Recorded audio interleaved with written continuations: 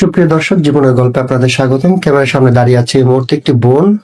আমরা শুনবো তার জীবনের গল্প। আসসালামু আলাইকুম আপু, কেমন আছেন? আসসালামু আলাইকুম। ওয়ালাইকুম সালাম। আপু, আপনার নাম কি, আপনি কোথা থেকে এসেছেন? আমার নাম মোসাম্মদ মুন্নি আক্তার, বাড়ি বগুড়া। বগুড়া থেকে এসেছেন। আপনার ফ্যামিলিতে কে কে আছে? আমার ফ্যামিলিতে আমার মা বাবা নাই, ছোটবেলায় অ্যাক্সিডেন্টে মারা গেছে। মামা মামির কাছে বড় হয়েছি। আমার জীবন কাহিনী অনেক কষ্টের।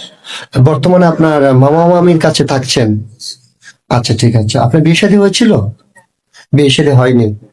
আচ্ছা, ঠিক আছে। তো এখন কথা হচ্ছে, আমাদের এখানে আসছেন একটা ভালো জীবন সঙ্গীর আশা। তো আপনি কেমন ছেলে পছন্দ করেন? ছেলে হিসেবে কারোর মনে হয়তো তথ্য বা যায় না, বোঝা যায় না যে কে কিরকম। আমি চাই সৎ সরল একটা মানুষ।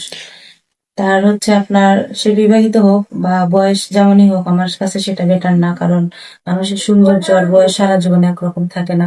আমি চাই মনের মতো একটা মানুষ আচ্ছা, ঠিক আছে। সবকিছু যাই না শুই না আমার একটু মানসিক শান্তি দিবে, বা দিনে 2 মুঠো কম খাবার দেখ, তাতে আমার কোনো দুঃখ নাই। কিন্তু আমার সাথে মিথ্যা প্রতারণা না করো। আচ্ছা, ঠিক আছে আপু, আপনি সুন্দর কথা বলেছেন, আপনাকে অসংখ্য ধন্যবাদ। কারণ প্রত্যেকটা নারী চায় তার শারীরিক মানসিক ভাবে একটা শান্তি। টাকা পয়সা তো কোনো বিষয় না। টাকা আজকে আছে, কালকে নাও থাকতে পারে। মানুষের রূপ যৌবন আজকে আছে, কালকে নাও থাকতে পারে। কিন্তু একটা ভালো পুরুষের কাছে বিয়ে বসার একটা সৌভাগ্যের ব্যাপার। তো যাই হোক, আপনার সাথে যোগাযোগ করবেন কিভাবে? আমার কোনো পার্সোনাল ফোন নাই, আপনাদের মাধ্যমে আমার সাথে যোগাযোগ করতে হবে। আমাদের মাধ্যমে আপনার সাথে যোগাযোগ করতে হবে। আচ্ছা, ঠিক আছে। আমি একটা কথা বলি, তার আগে বলে দিই, সুপ্রিয় দর্শক, এই মুহূর্তে দেখতে পাচ্ছেন ডিসপ্লেতে একটি নাম্বার। এই নাম্বারটা হচ্ছে আমাদের ইউটিউব চ্যানেল কর্তৃপক্ষের নাম্বার। যদি কোনো ভাই এই আপুটির সঙ্গে যোগাযোগ করতে চান, ওনার দায়িত্ব নিতে চান, তাহলে ওনার একটা ছবি স্ক্রিনশট মেরে পাঠিয়ে দিয়ে আমাদেরকে ভয়েস করবেন। আমাদের প্রতিনিয়ত আপনাদের সাথে যোগাযোগ করবে। কেউ অযথা অডিও কল, ভিডিও কল দিয়ে আমাদেরকে বিরক্ত করবেন না। আচ্ছা, ঠিক আছে আপু। এখন কথা হচ্ছে, অনেক প্রবাসী ভাই আছে অথবা অনেক দেশি ভাই আছে, অনেকের স্ত্রী চলে গেছে, মারা গেছে। যদি কোনো ভাই দ্বিতীয় অথবা তৃতীয় বিয়ে করতে চায়, ওনার টাকা পয়সা আছে, আপনাকে চালাতে পারবে, আপনি কি বিয়ে বসবেন?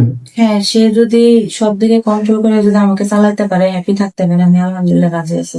কিন্তু হ্যাঁ, মানে অশান্তি করে আমি কিছু চাই না। তার সংসারে অশান্তি আছে, আমাকে নিয়ে সে সুখী থাকবে।